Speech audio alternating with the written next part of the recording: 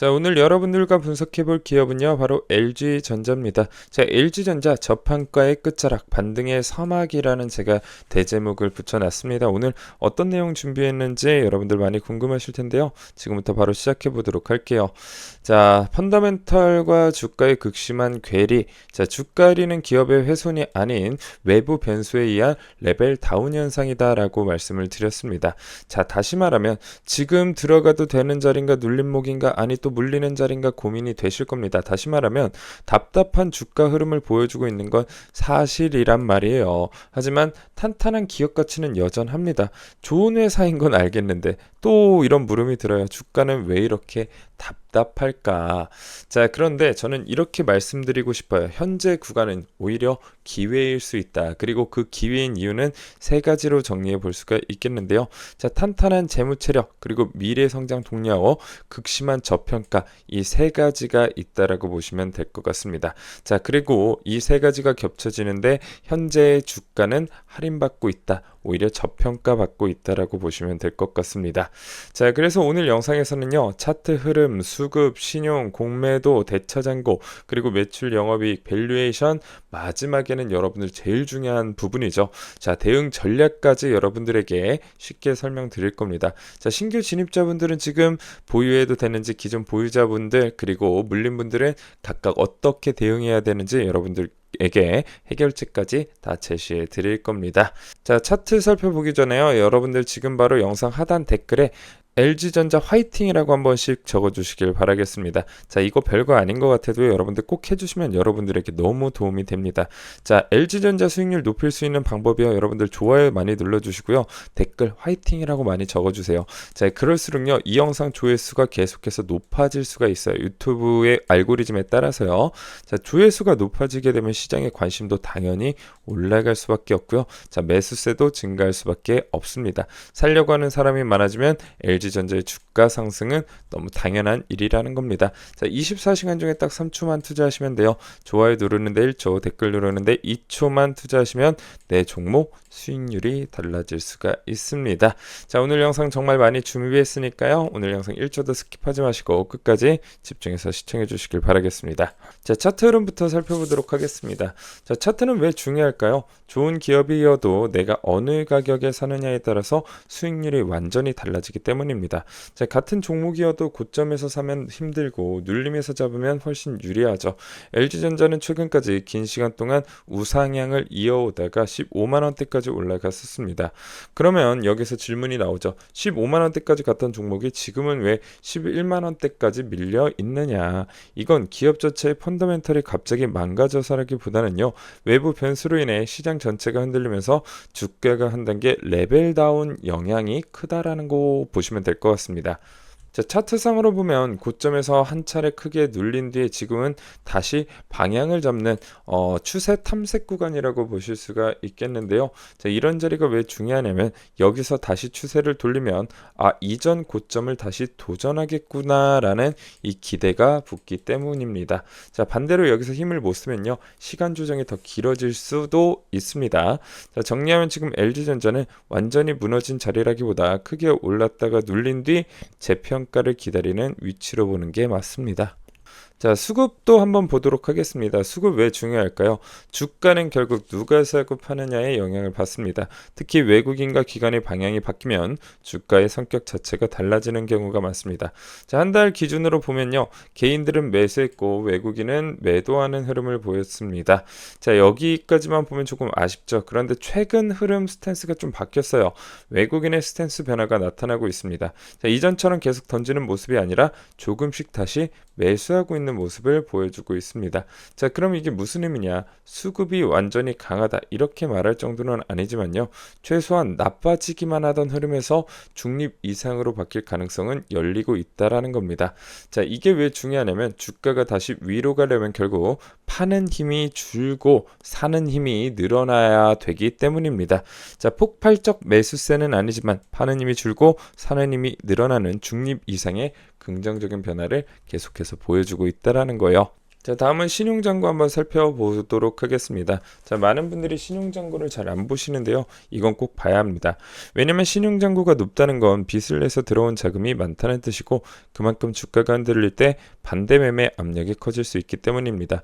현재 신용잔고율은 1.17%, 과거에도 높지 않았지만 최근에는 오히려 더 내려온 모습입니다. 자, 이 수치가 의미하는 건 뭘까요? 과열 구간은 아니라는 겁니다. 즉, 주가가 급락했을 때 신용 물량이 한꺼번에 쏟아질 가능성이 상대적으로 낮고 그만큼 수급 구조가 안정적이라는 뜻입니다.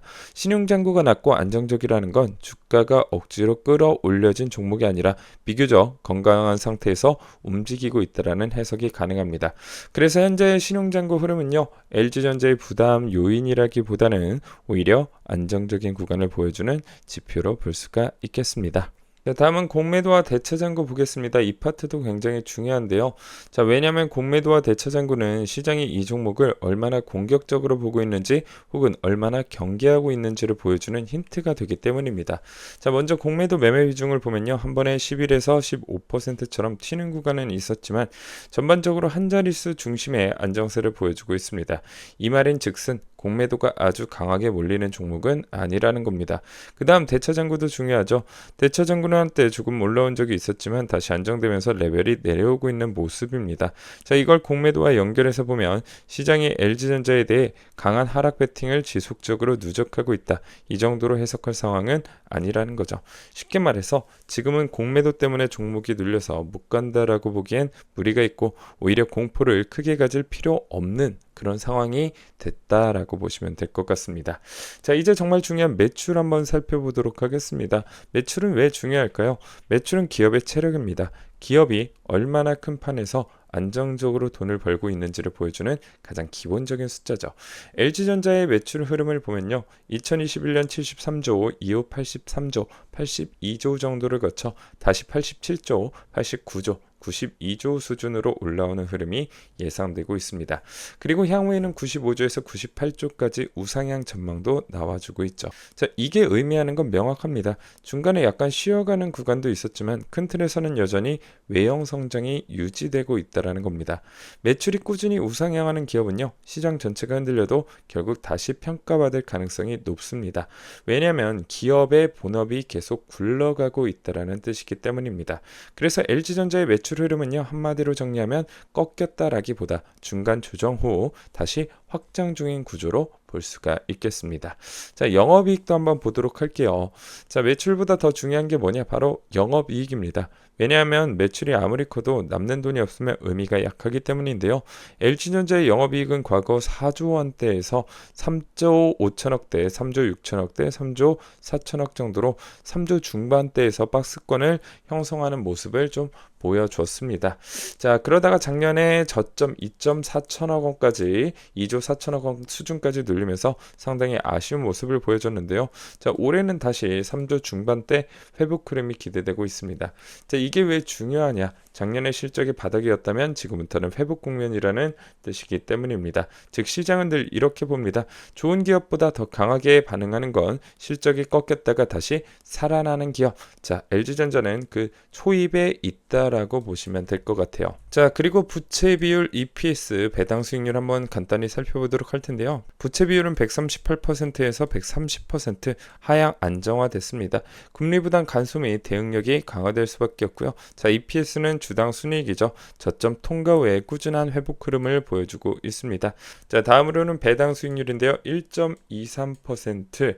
자, 배당만 놓고 보면 아주 강한 종목은 아닙니다. 하지만 LG전자는 배당 매력 하나로 보는 종목이라기보다는 저평가에서와 주가 리레이팅 가능성을 보는 종목에 더 가깝습니다. 자, 다음은 밸류에이션 한번 살펴보도록 하겠습니다. 이 파트도 정말 중요한데요. 자, 좋은 기업도 비싸면 부담이고 괜찮은 기업이 싼데 방치돼 있으면 그게 기회일 수가 있겠죠. 현재 PER은 11.17배, PBR은 0.83배. 이 숫자가 왜 중요하냐면요. 현재 주가가 기업 가치 대비 어느 정도 평가받고 있는지를 보여주기 때문인데요. 자, PBR이 1배 아래라는 건 시장 가치가 장부 가치보다 낮거나 비슷하게 평가받고 있다는 뜻인데 이건 대체로 시장이 아직 충분히 프리미엄을 주지 않고 있다라는 해석이 가능합니다.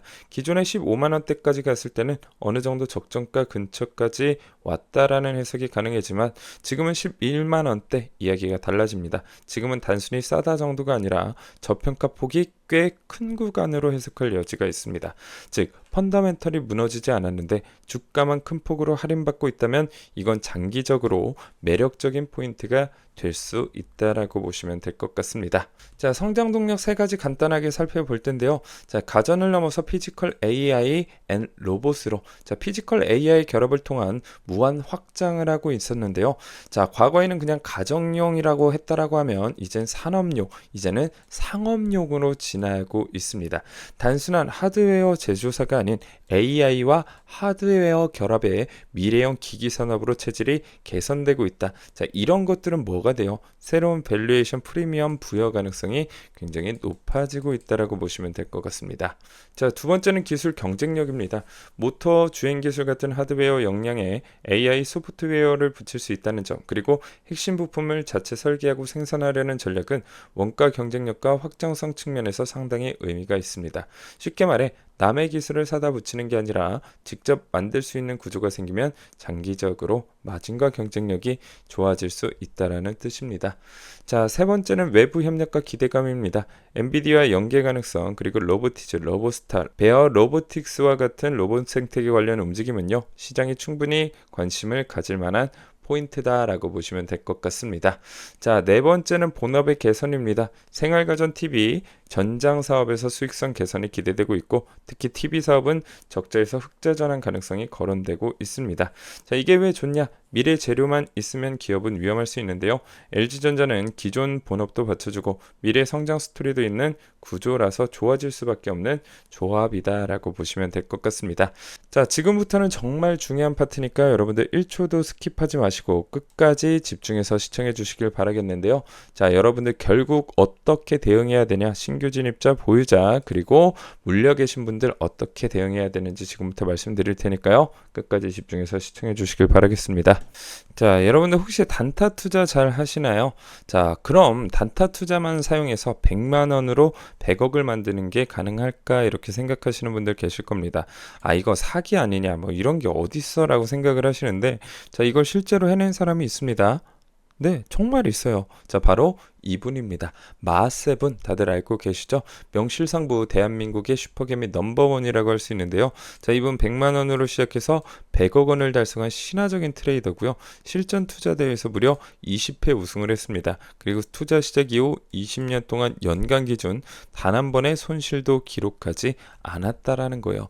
자, 그래서 이분 100만 원으로 100억을 만들어냈다. 스캘핑 초단타 하나만으로요. 자, 그럼 여러분들 이 마세븐의 스캘핑 매매법 배워보고 싶지 않으신가요? 자, 그래서 준비했습니다. 자, 마세븐의 모든 매매법을 이 교재 한 권에 담아놨고요. 자, 실제로 이 교재 보시게 되면 거래 빈도, 목표 수익률, 핵심 역량, 마세븐의 선호 전략까지 완벽하게 정리를 해왔습니다. 자, 게다가 여기에 실전 투자 방법까지 정리를 해놨기 때문에 누구나 이 교재를 보시면 마세븐의 매매법 따라 하실 수 있다라고 보시면 될 것 같고요. 자, 이런 분들에게 추천드립니다. 초단타 매매법 스캘핑을 배워보고 싶다. 아무리 매매해도 수익이 안 늘어 고민인 분들, 그리고 수익으로 100억 이상 만들어보고 싶으신 분들 분명히 계실 텐데요. 자, 어떠한 조건도 없이 100% 이 교재 무료로 제공해드리고 있습니다. 자, 그런데 여기서 끝이 아니라는 거예요.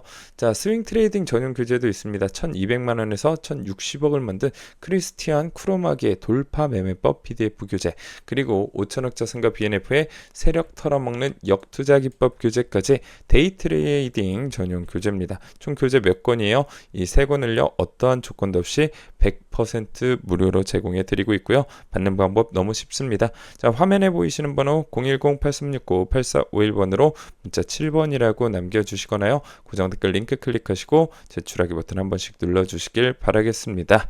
자, 그럼 바로 대응 전략 공개해 보도록 할게요. 자, 신규 진입하시는 분들은요, 분할 매수로 접근하시는 게 좋습니다. 무작정 추격 매수는 금지고요. 시장의 흔들림을 역이용한 분할 접근으로 하시는 게 가장 좋다. 현재는 기업 훼손이 아닌 과도한 할인 구간입니다. 좋은 종목을 좋은 가격에 살 수 있는 절호의 기회이기 때문에 저는 신규 진입 전략 굉장히 추천드리고요. 다만 분할 매수로 한 번의 몰빵은 항상 위험할 수 있으니까요. 분할 매수 전략을 가져가시는 게 가장 좋다. 그리고 기존 보유자 전략은요, 조급함을 버리고 상단을 열어라. 최종 목표가는 17만원 제시해 드리도록 하겠습니다. 자, 현재는 일단 홀딩 하시고요. 1차 목표가 14만원 부근, 그리고 최종 목표가 17만원까지. 자, 14만 부근부터 일정 부근 매도를 시작하시면 될 것 같고요. 나머지는 17만원까지 가져가시는 게 좋습니다. 지금은 무리하게 매도할 자리가 아니고요. 상단을 넓게 열어두고 차근차근 비중을 줄여나가는 여유가 필요하다라고 보시면 될 것 같습니다. 자, 고점 매수자 전략 평단가 기준의 냉정한 비중 관리를 한번 살펴보실 텐데요. 현재 평단가를 확인하셔서 13만원 이하면 추가 비중 확대는 불필요. 자, 리스크 관리하며 홀딩하시면 될 것 같고요. 평단가 13만원 이상은 14만원 아래로 평단 맞추는 전략을 하시는 게 좋을 것 같습니다. 자, 감정적인 추가 매수보다는 기계적이고 냉정한 평단 관리가 핵심이라고 보시면 될 것 같고요. 자, 오늘 영상은 제가 이렇게 정리를 해놨습니다. 자, 이 자료 필요하신 분들은요, 교재 신청해 주시면 이 자료까지 보내드리니까요, 많은 분들 참여해 주시길 바라겠고요. 자, 앞으로도 여러분들에게 더 고퀄리티의 영상 많이 보내드리도록 하겠습니다. 자, 오늘 영상은 여기서 마치도록 하겠습니다. 감사합니다.